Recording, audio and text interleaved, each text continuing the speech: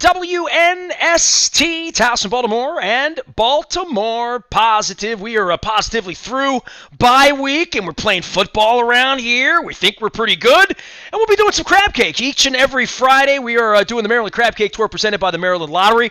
Let yourself play this week. We're doing double service because of my backache last month. We'll be at Silver Spring Mining this week, as well as at the Chop Tank. And then next Wednesday, we're doing it at Fadley's on Wednesday, and then Friday at Nick's Grandstand Grill. You can find the whole schedule out on our social media. I've been trying to get this guy on for a while, and I usually wait for the biggest fire in the National Football League I can find. And I thought 650,000 emails, Dan Snyder, John Gruden, cover-up. Good reason to reach to Ken Belson, who covers the news part, the grown-up part of the National Football League for the New York Times. But then I invited him 2 weeks ago thinking, well, this will be good. We'll talk this, we'll talk Lamar, and then Congress is getting involved, and Stan Kroenke's rolling on the boys up in New York. So it is always a pleasure to welcome this guy. He covers the league better than anyone. He's in New York and is suffering with the Mets up there, and is a great, great follow at L_Belson, the original Belson. Ken Belson joins us here from the New York Times. Nothing going on in your department the last couple of weeks, right? No brush fires in the league or anything, right? No, only week 8. Yeah. I want to give you a full introduction because I've never really had you on video. I've done the research on your Japan work and Hello Kitty and all of this other wild stuff. But you're one of those guys that sort of helicoptered into this, right? Like, you didn't run around on the Jets beat for 20 years and do, I know Gary Myers. I know all the New York guys. Glauber's got a book out with Keisha. You come at this from the grown-up department of let's cover the league seriously and not from the angle of, X's and O's and defenses and offense. The league as an entity to cover is one of the most fascinating groups of people in America, right? Yeah, well, so I've been in this business for 25 years, almost all of it as a business writer. I started in Japan, as you noted, and wrote a book about Hello Kitty while I was there. I've covered every sort of corner of the business world. And when I came back to the States in 2004, I covered media, cable, wireless companies. And then I covered business in the metro section. And around that time, I had pitched an idea of the business of sports to our editors. But the problem is it's neither sports nor business, and nobody wants to pay for it. So, budget-wise. So it took until around 2009 to get an invitation from the sports department to join during the recession, actually. And sports was struggling. Many leagues were struggling. So it was that entry point that I came into this business and was a general sports business writer for several years, covered the Olympics, covered all sorts of sports and different issues. And then in 2013, I had been covering the concussion litigation that had started in end of 2011, maybe 2012. The original sin, as they call it, right? Yes. And it's something, it's complicated. But in any event, I was writing those stories at that time. There was a federal judge who got involved, and of course, now it is a settlement. At the time, it was a big cloud over the league. And so my editor said to me in 2013, why don't you just cover the league or issues around the league? I don't need you in the press box. I don't need you at practice on Tuesday or Thursday or whatever. There's so much going on with the league. It is kind of the standard bearer for other leagues, and what happens in the NFL tends to happen first before it gets to the NHL or MLB and so forth. So that's the approach I have and had, and it was really my editor's instinct that there's just so many issues out there, legal, financial, medical, so for social issues, the Colin Kaepernick issue, you name it, there's something going on in the NFL. And to be honest, every single year I've covered the league, it's now my 9th season, there's been some gigantic drama.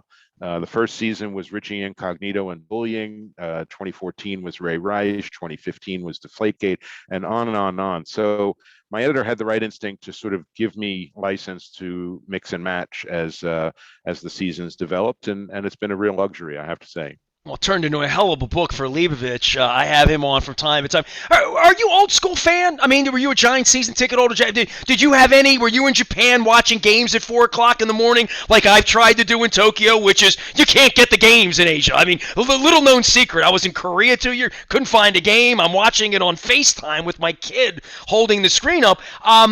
we think of it as being all encompassing, and in Europe to some degree it is. The kid that saved my wife's life back in 14 watches football every single week. All of his friends, young people in Germany and in England, I've been to the games over there and seen the impact. But there is something about how much we love the game in this country, right? And we love the game almost so much that you're a bad guy for reporting the truth, right? Like, stick to sports, stay on the field, like all of that. And Luke, my partner, this week, we had a long throwdown about Bisciotti disappearing, how PR is, how people like me that have had a press pass for 38 years now have no access to players to even ask them questions anymore. That a lot of things have changed, but the business of the league, I'm probably most interested in it because in 1984, when I was a 16-year-old kid working at the paper, our football team pulled out in the Mayflowers. And from that moment forward, everything about being involved in Baltimore sports has been about the money to seed Camden Yards, the money to steal a football team, all of these things that are, when people say, hey, why? We have to come to people like you and say, why does the NFL behave the way they do?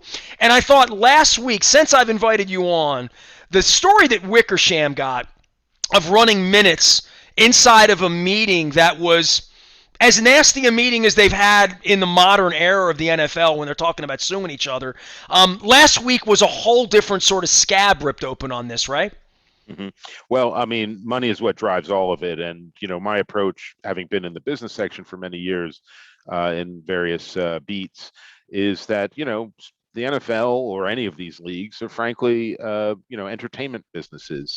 You could make the same argument. We have New York Times has several people in Hollywood covering the movie industry and the entertainment industry. And this is really not much different. The difference, I believe, is that most kids grow up thinking they can be players, and so they have a different attachment to the entertainment that you would with the movie industry or perhaps the music industry. Well, the tribal part of it sort of you suspend belief. That's not really Ray Rice punching his girl in the elevator, because Ray would never do that because he runs the football. I mean, and I've dealt with that here too, and I think anyone that's been in the sports business understands that there's truth and fiction, and people don't really have a whole lot of time for they don't really want to know how the sausage is made. Yeah, and I mean, they're right, and that's fine, and that shouldn't stop me from trying to uncover some of the uglier parts, I guess, of these businesses. And that's what reporters are trained to do and ought to do. And by the way, there's hundreds, if not thousands, of people to report on injuries and strategies and coaches and players and so forth, and that's fine too. I'm not dismissing it. I'm just saying that I think fans and frankly Americans, given how powerful the NFL is, deserve to see behind the curtain a little bit about how the sausage is made. All right, so the emails. Let's start with the original story from a couple weeks ago and John Gruden. My understanding, my street understanding of this is pretty obvious hit on Mark Davis for making too much money in Las Vegas. Pretty obvious hit on John Gruden. And, hey, look over there while we do the sleight of hand, the card trick of Dan Snyder. That we've moved on from that. We're going to protect the anonymous and the all of these just bullshit, ridiculous things that Goodell is saying to move your eyes onto, hey, the Ravens play this week, right? And it's easy to do in week 8, as you pointed out. But I think this is different, and Congress has gotten involved since I invited you onto the show. Give me a little synopsis of the last couple of weeks and the things you're learning and the things you're reporting on, because this is when I saw the Wickersham thing last week, I called it incendiary. I've been at dozens of these owners' meetings with you, next to you, the Biltmore, the Boca Raton, back and forth, Palm Beach, the Bray, all of that. And the one last week really caught me by surprise because the league's losing a lawsuit. And now Congress is getting involved. There's some angry women in D.C. that have some serious representation. And there's some people like you in the media that just aren't going to let it go. And they're not going to be moved around like ESPN, Fox, NBC. All the partners have not reported on anything regarding the St. Louis lawsuit. And that's why I turn to people like you. And quite frankly, it makes you a gem in all of this, that there are a handful of people that are covering the really dirtiest stories of the league's cover-ups. Well, the league, there's several parts to what you said there. One is the Gruden emails, which, frankly, John Gruden was not the focus of the Washington football team investigation. He has no connection to the team other than his brother Jay. And so his emails were swept up because Bruce Allen's emails were looked at, and Bruce Allen was the former president of the team. That's separate, I believe, from the Washington issue, which is its own ecosystem of bubbling trouble, I guess, with the protests about the lack of transparency and the investigation. The Raiders feel, and Mark Davis pointedly spoke to the media at the end of the owners' meeting last week and said, the league had these emails for a long time. Why did they wait until a day before the original Wall Street Journal story came out to let us know about them and to send us copies? And so in Mark Davis's eyes, he's wondering why or suspects that the NFL was dragging its feet, and maybe there's something more nefarious to that. I don't know. There's been several accusations, but I think actually Gruden was sort of collateral damage in all of the Washington investigations. But the league chose not to receive a printed report, and that was back in July. And I think that surprised many people. I was on the conference call with the league at the time, and many questions were asked. Why wouldn't you take possession of one? It's fair to remind people that the Deflategate report was released. The bullying report was released. The Ray Rice report was released. We, meaning the public, had an access to 150 pages of documentation and explanation, and here we didn't. And I think a lot of people suspect that it was not put in written form because the league didn't want documentation of it.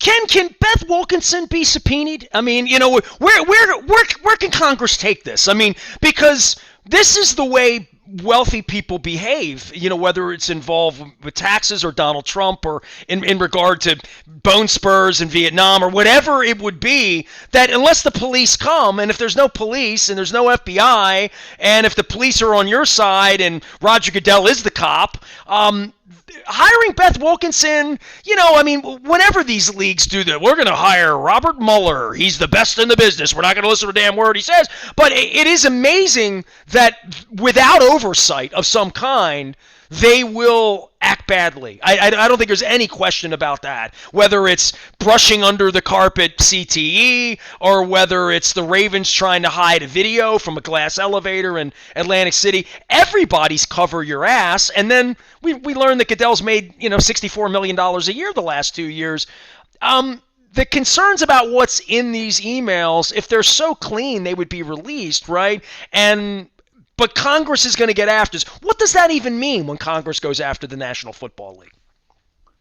Well, it's interesting reading the letter from the two Congress people who wrote to the NFL asking for information.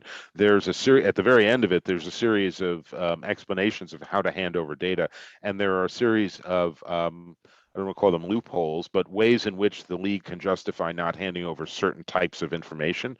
So I don't think it's going to be as simple as here's 650,000 emails, take a look.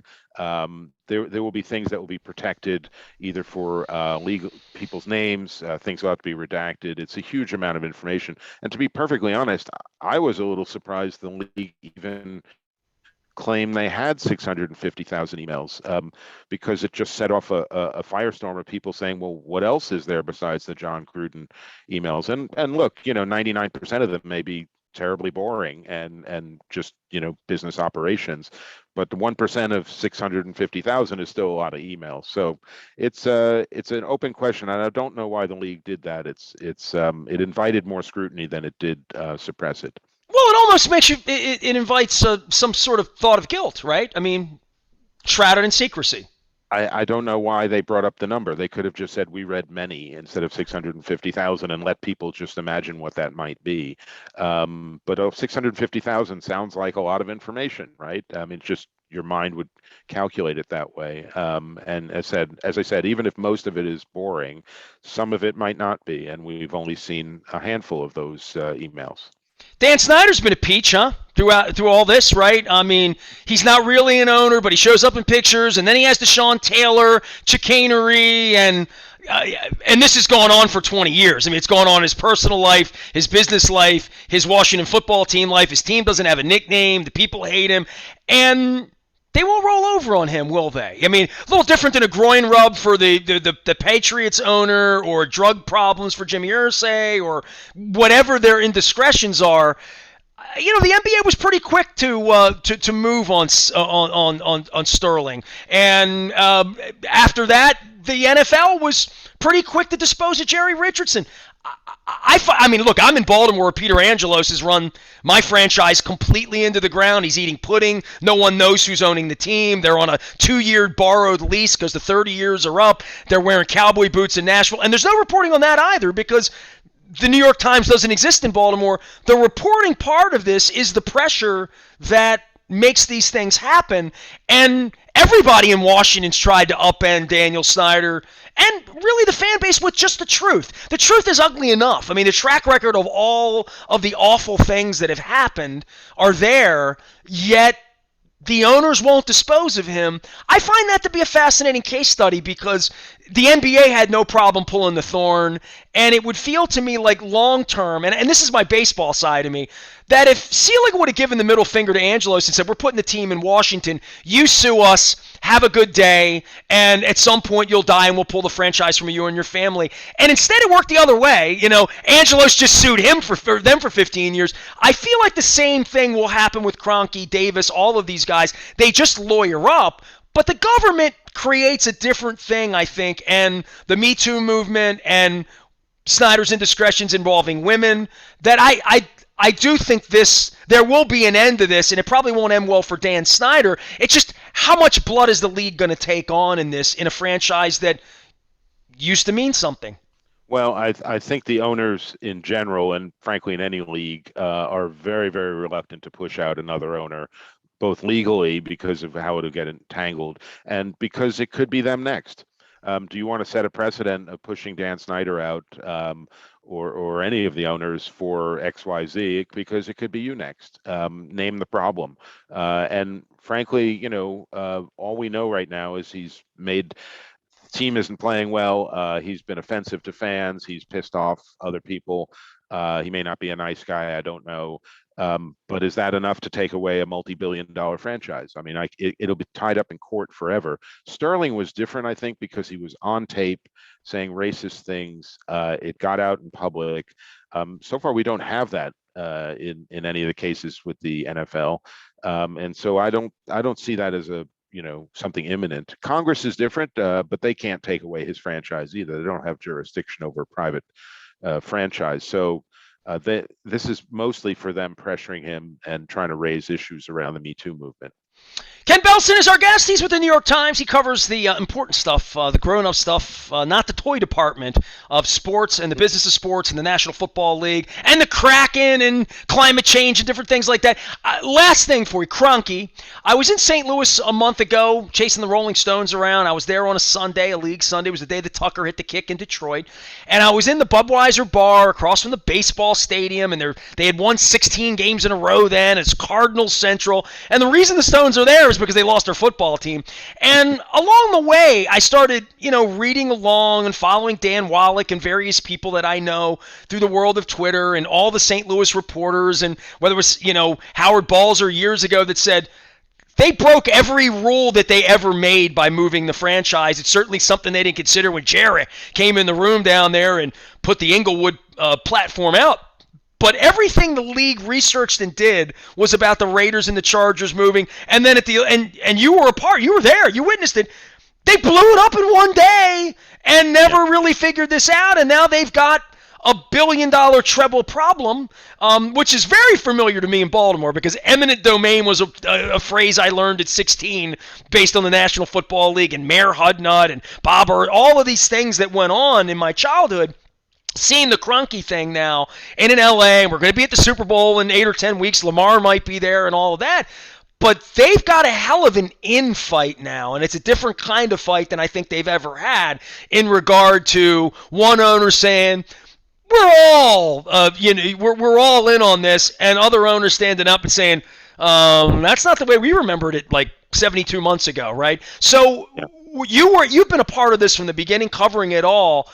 I guess there was everybody in St. Louis said you can't do that, and then it's F you sue us, right? And that's the NFL, and that's where we are. But apparently they're getting their ass kicked in this lawsuit for real.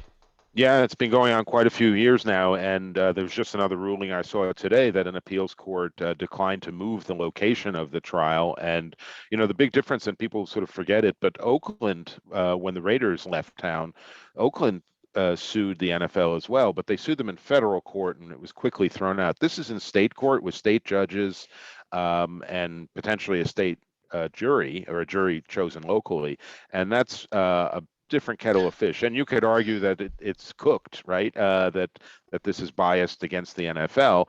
But some would say the move to LA was cooked.